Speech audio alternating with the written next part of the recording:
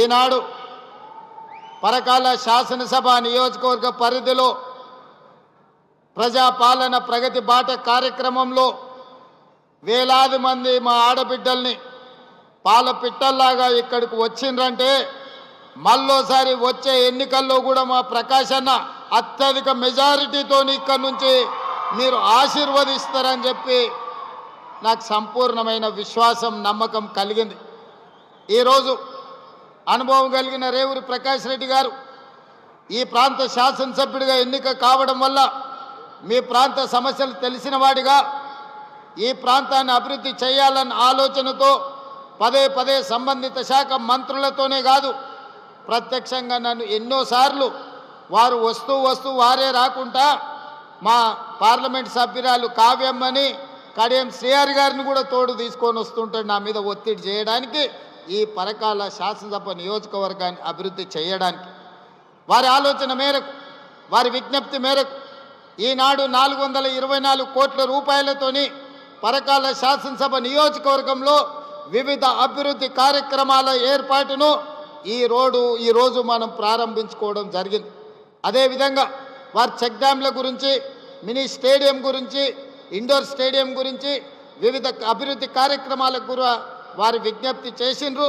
నేను ఇన్ఛార్జి మంత్రి శ్రీనివాసరెడ్డి గారికి సూచన చేసిన నివేదికలు తెప్పించి ఈనాడు ఆ అభివృద్ధి కార్యక్రమాలను కూడా మీకు మంజూరు చేయడం జరుగుతుంది అని చెప్పి నేను ఈ సందర్భంగా విజ్ఞప్తి చేస్తున్నా. మిత్రులారా, వరంగల్ జిల్లా ఈ ప్రాంతానికి ఒక గొప్ప చరిత్ర ఉన్నది, ఒక చైతన్యం ఉన్నది, పోరాట స్ఫూర్తి ఉన్నది.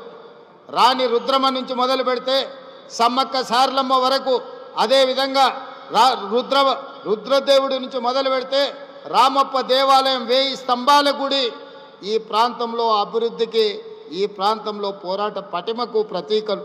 అదేవిధంగా స్వతంత్రం వచ్చిన తర్వాత కూడా ఇక్కడున్న వాళ్ళను చూడండి, ఈ ప్రాంతం నుంచి ప్రాతినిధ్యం వహించిన వాళ్ళు ప్రొఫెసర్ జయశంకర్ గారు కావచ్చు, లేకపోతే దాశరథి గారు కావచ్చు, ఎంతోమంది ఈ ప్రాంతంలో ప్రజాప్రతినిధులుగా రాణించిన వాళ్ళే కాదు, ప్రజా జీవితంలో ప్రజల కోసం సర్వం ఒడ్డిన వాళ్ళ ప్రాంతం ఈ కాకతీయ సామ్రాజ్యం, ఈ ఓరుగల్లు కోట.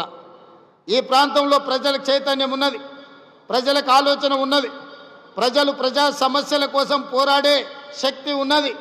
ఎప్పుడైతే ప్రజల చేత ఎన్నుకోబడ్డ ప్రజాప్రతినిధులు మేం ప్రభువులము, మేము మనుషుల కంటే అతీతులం, మేము దేవుళ్ళమని భావిస్తారో, దేవుళ్ళుగా భావించి ప్రజల మీద ఆధిపత్యం చెలాయించాలి, ఈ ప్రజల్ని అణిచివేయాల అనుకున్న ప్రతి సందర్భంలో ఈ వరంగల్ గడ్డ మీద చైతన్యంతో వాళ్ళను గోతి తీసి బొందబెట్టి ఒక చైతన్యాన్ని చూపించిన ప్రాంతం ఈ వరంగల్ ప్రాంతం.